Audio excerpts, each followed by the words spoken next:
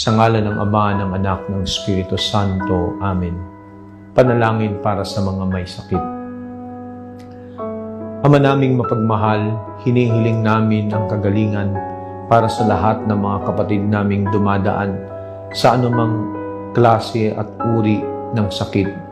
Katawan, espiritual, pinansyal, emosyonal, mental. Patuloy mo silang samahan at patuloy mong ipagkaloob sa kanila ang kagalingang matagal na nilang hinihiling. Naway ang panibagong lakas na kanilang makukuha sa iyo sa pamamagitan ng kanilang panalangin ay tunay na magbigay ng panibagong pagkakataon upang sila'y patuloy na sumunod sa iyo at maglingkod.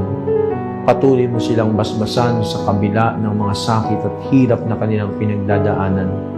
Naway ang bawat isa sa amin ay tunay na makasumpong ng kagalingang hindi lamang pisikal, pagkos mas lalo tigid espiritual, upang kami patuloy na magsumamo at sumunod sa iyo. Ito ang siyang aming samantalangin sa ngalan ni Kristong anak mo na siyang tagapagpagaling. Amen. Sa ngalan ng Ama at ng Anak ng Espiritu Santo.